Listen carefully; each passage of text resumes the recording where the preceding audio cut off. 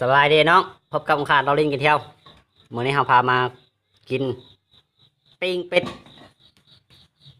2 ปิ้งเนี่ยอันนี้เชฟเรากำลังรังสรรค์เมนูสุดยอดมาสุดยอดอันนี้เลยลาบครับลาบเด้อพี่น้องเด้อลาบเป็ดอันนี้ก็ ต้ม มี เป็ดแม่ไข่ ประมาณ4 เมนู3-4 เมนูมี ยอดเลยเอาปิ้งแม่มาดิหน่วยปิ้ง มีต้มเป็ดแล้วก็เลือดแป้งแล้วก็ลาบแล้วก็มาเบิ้งแล้วก็ปิ้งของเฮาเนี่ยเฮ้ยมาเชฟกำลังเริ่มจัดการ เฮ้ยเรื่องแบบนั้นไม่เมื่อกี้แม่จะทานได้ครับ เว้ยเป็นตาแซ่บอยู่ดอกไหนนี่ปิ้งหัวทาปีอันนี้ปิ้งตีนทาขี้พ่น คัก ไปรีบเป็ด รอท่าแป๊บนึงเชฟเฮากำลังจัดการเดี๋ยวแป๊บนึงมาเบิ้งส่งสีแซ่บอยู่ดอก นี่ลาบสุดยอดเลยนี่เอาข้าวคั่วมาช่วยนี่โอ้ยแล้วเลย ราบเป็ดเบิ้งลาวบอกกินก็ได้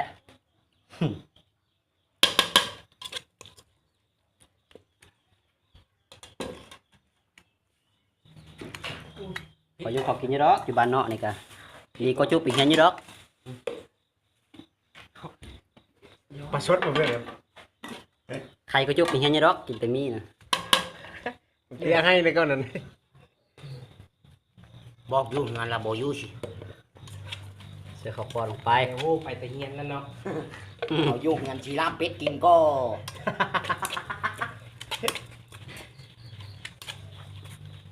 เอาจัดมาแบ่งเงินวันมันไม่มุก มาเบิ้งพายปิ้งของเฮานี่เชฟเฮากำลังเป็นด้วยความถนอมปานนี้เพื่อปิ้งเป็ดที่ออกสมบูรณ์ออกมาเอาดีด้วยเชฟเว้ยเอาให้มันจ้ำเลยเลย พ่อกินนะ อุ้ยมันสุดๆเป็นตากินเลยวะ กินเป็ดได้ กระเพาะห้องจอกเลยตอนนี้ เอาไปให้ดูแล้วหลับจานที่มาเชิญเลย ดูเลย ดูนั่นดูจะไป ว่าผมเนี่ยแล้ว เกิดขึ้นแล้วล่ะปิดเป็นเป็ดปินเป็ดปิ้งหัวทาขี้พ่น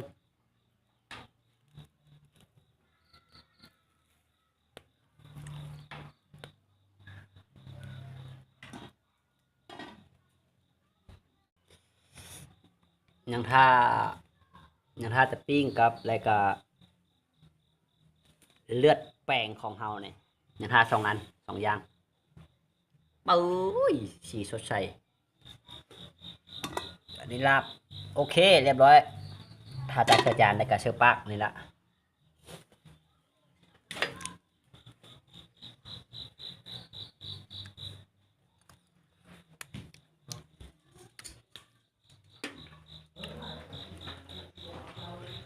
นี่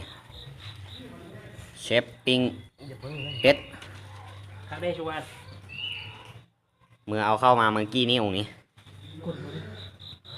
คนมุกในนี่ ดิ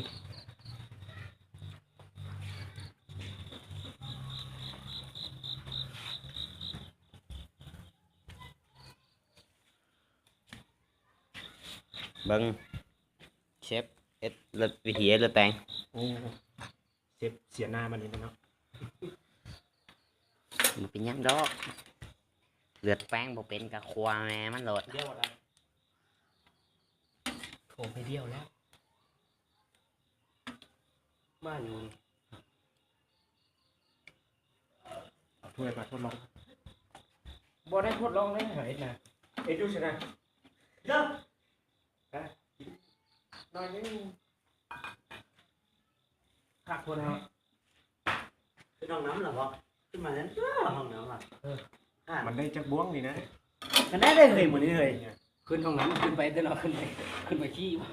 เหรอเดี๋ยวเขาล้างมือกันเหรอคือไปล้างห้องน้ำขึ้นห้องน้ำเหรอ หัวหน้าใหญ่มาท่าเบิ้งคุมงามนะ เรามาจิ้มแก้วดิ แม่ได้เหมือนเลยค่อยไปโอ้อ่านนั้นก็เลยอ่านนั้นทันจุนี่ ทัน อ่านนั้นก็ได้ ส่องบวยเลย เราแต่ได้จะพับกินป้าแล้วแต่ ส่องบวยบนทันเลย มาไวแซบกินป้าแล้วเฮ้ย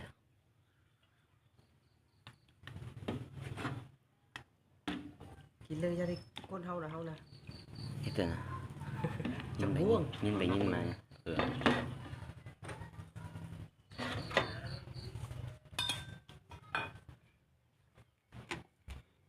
เป็นอย่างนี้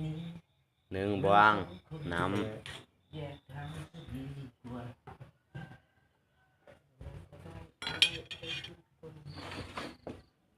ถึงเวลา10 บวงแล้วเราเอาเช้า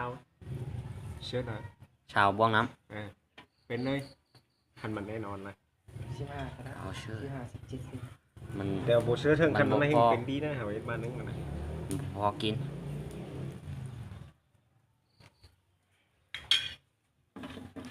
ยังสิมันล็อกอยู่เมื่อยปานนี้ล่ะ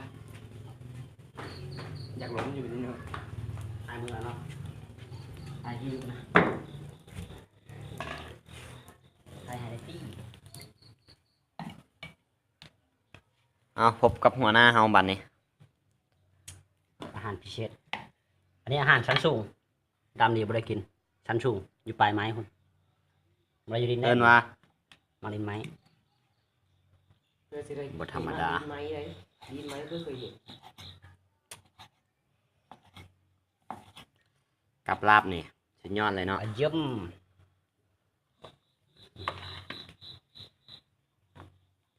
ครัวลุงป่วยพากินพาเที่ยวบอกกันว่า เราลิ้นกินเที่ยวอะนะ วันนี้ก็มีเซฟพิเศษเซฟโปรยเฮาเนาะมาลังสรรค์เมนูให้กิน โมเมนต์บ่ไหม้สุว่าหัวมันฮะ ชิมมั้นะ มันสิกินได้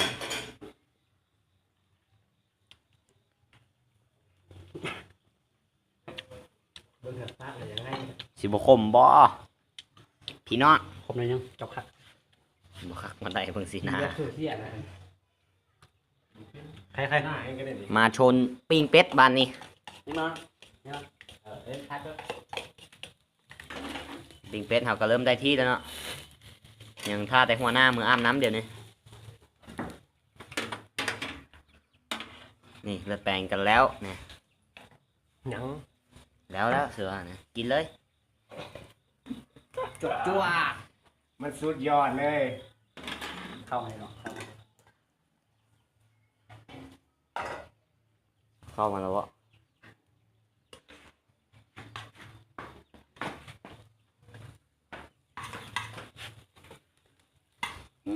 หอมกุนนะอืม ไว้ช่วงนี้ให้ก้นมันน่ะแช่ช่วงนี้น้ำขี้มันตึ๊บๆเลย บ่ได้กินดอกกินก้นมันฮะคนเป็นไข้กินก้นบ่ได้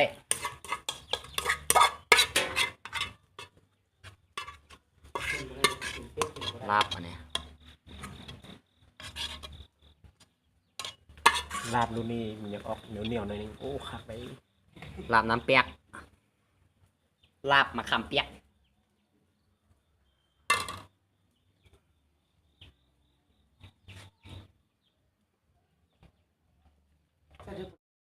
เป็นเลย มึงดูเอาได้ที่แล้วปิ้งเป็ดเนี่ย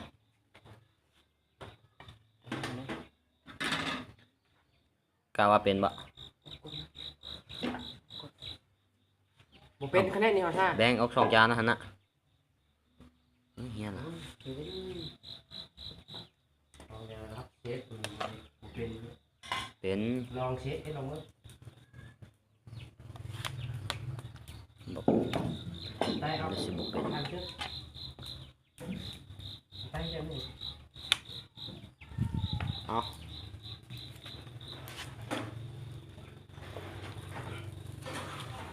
เป็นแล้วบอกนี่ เอ็กซ์ท่าผมไม่เป็นใช่ไหม ทุกบัวโมนะ ทุก คุณชักนะ อืม เลือดจาน จานอยู่คุณปลามาดูไต ซับเลยเอาจานมาสิ จากการ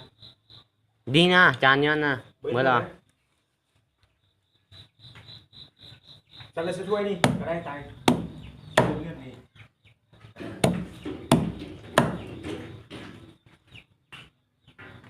บอกให้เห็นเรื่องได้ไหม ลองเริ่มเนาะ กูเห็นได้ยังไง ดูกูละ ขี่รถขึ้นทางคู่เดี๋ยวนี้ เดี๋ยวเสียงรถแล้วก่อนนะ ก็จะลักงูใกล้เล่นลุดุดุงูไก่ถ้าใกล้เป็นมีใกล้กันตึงอะไรนะจับเล่นไป โอ้ยเนาะตุกซะเนาะ ก้นเขาได้ก้นเขาดิ อยู่ตรงมุมมั้ง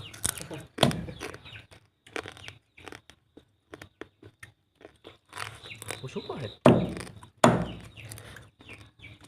โอ้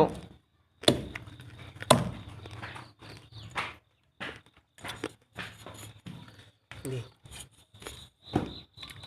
เอาช่วยเอานะ ซอยก็ ไอ้พี่เดินนะบุญไหนคือแกงใช่ไหม บุญบุญหวานบุญหวานไว้กินกับลาบบ่ได้แกงอันนี้กินดิบเลยกินกับลาบแซ่บเยี่ยมเลย เยอะเหมือนดันมากินเบิร์ดเท้ามา เอาเลยทุกคนดิ เรื่องดิ เว้ยออกเรื่องน้อยตาย อันใจ เป็นหน้านี่เป็นอะไร มีบ้องอยู่ปะบ้องมีปะ มีแล้วครบแล้วทารอบุญก่อนจังหน่อย อ้าวเราไปดิ้งตรงลิ้นไม้ยังสิครับแท้มาละอัดง่ายอัดได้เลย ไวเพราะว่า ไปผ่านมาได้นี่ผ่านมาจากป้าได้นี่ ผ่านเองเลาะเองกินเอง แบบบ่ต้องพันสารเคมีเลยนะดีก็คนไปเฮียนอยู่ดอกอันนี้ บอกอยู่งานบอกอยู่เนาะ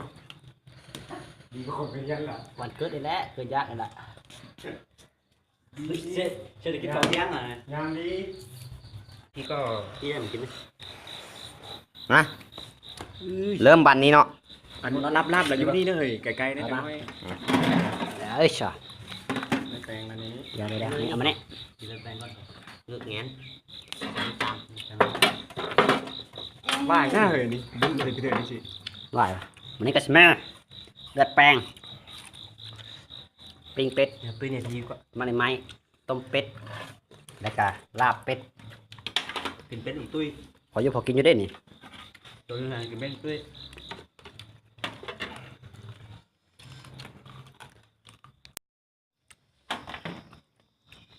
อืม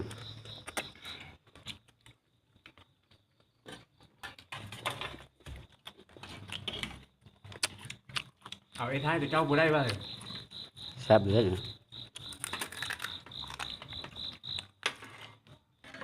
อืม เฮ้ยตัวท้ายตัวเจ้าได้อยู่นะ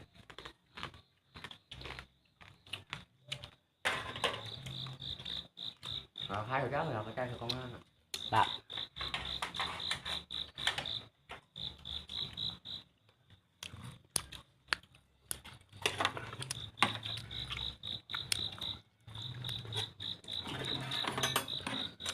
อันเจ๋ง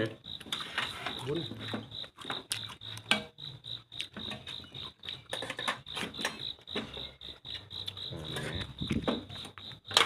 ซื้อเลือดแป้งมาแซ่บป่ะเชฟโปรยของเฮา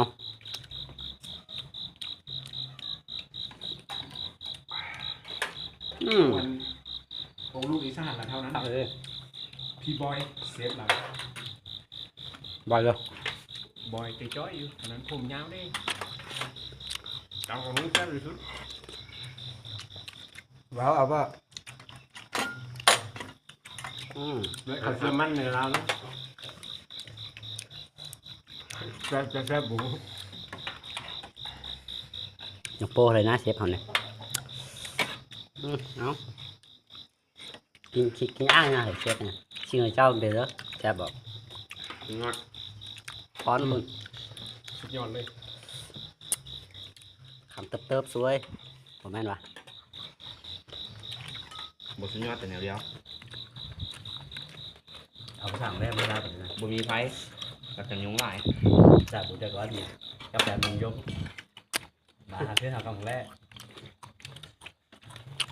บุญปีกายนี้เนาะ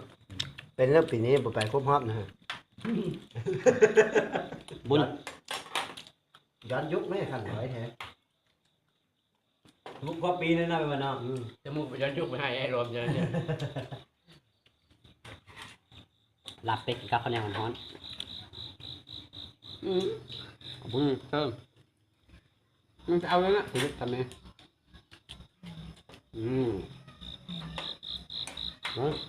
ลองกินต้มมั้ง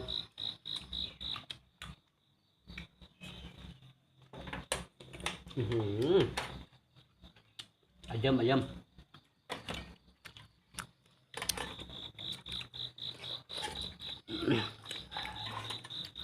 ข้าวเรากินแรงเลยแสงไฟไงเขากินแรงแทบบ่มีแสงแทบบ่มีแสง ไปน้อย เสียงแบบน้อยกันยากนะ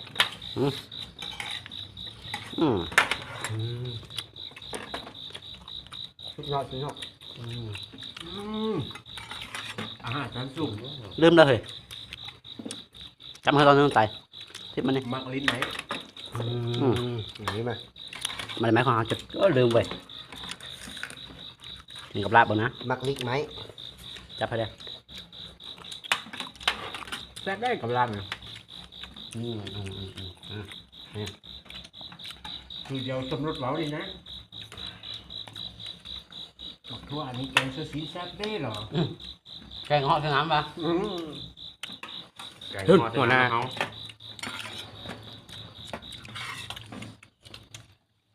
เจอตรงเดียวเขาก็ไม่ได้หวาน ตรงเลย ของเราเจ้า2,000มาหัวเขาหัวได้นึกว่าหัวนี้จะเขาต้องเลยต้องเลยหัว มาอุ่นจุ่ม มาพี่น้อง จุดเลยไป เดี๋ยวละนี่ จุดเลยไปห้ามไปเฮียนนั่นมาเด้อประมาณวะนี่แหละข้ากินเป็ดปลาเสียเนาะข้าก็เนาะ ไปเฮียนกันจังวะไปเฮียนเรากินมีอยู่งานเรากินเป็ดเป็นหมูเลี้ยงอ่ะ เยอะตีเห็นแต่เมื่อเราให้เลย เป็นหมูเลี้ยงอ่ะ ปลาต้มของเราเนาะชิมเบิ้งปิ้งเบิ้งแซ่บบ่ครับมันนั่นนะข้าบอกกินหรอกเนาะตัวก่อน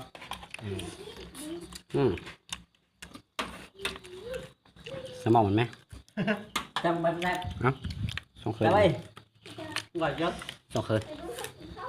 เบิ้งจ้ะ มาแทบยืดกันไหม อยากกินมาบ้าง ปิ้งซบเป็ดมั้งอันนี้กินก่อน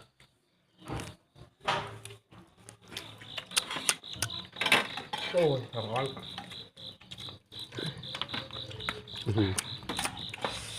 องตาก็ก้อนเลยวันนี้ มือกล้อง ชดแนว เดี๋ยว ตลาดเราปิ้งอะไรโอ้ก้อน ไอ้ไปเลยโอ้คักเลย ไข่โอ้เซฟตักไข่คนนี้สุดยอดเลยเนี่ยชิมก่อนผมมันชิมมันกินละนี่มันเนี่ย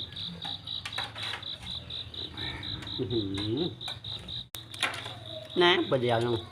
แซ่บมันเป็นนะเว้ย ข้าว ต้อง ข้าว กิน เดี๋ยว นะ เว้ย ของข้าวอันนี้ข้าวเดียวบ่เห็นเลย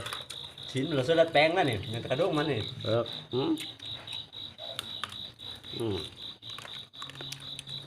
นี่นะกินอัน ลี นี้ ลา นะ พูดลีลาสตื้มซ้ำคักแท้เราเอ็ดแนวนี้ชีแชบเกาะ ลุ้นเอาแพรคล้องคอมัน เดี๋ยวเสียงเนี่ยเดี๋ยว แร่ คำมัน มันก็มีกันนะเดืออันจะจวบจบแล้วก็ของมัน นี่อ่ะมันก็งินแววๆนั่นนี่ นั่งงบเบิดเถอะ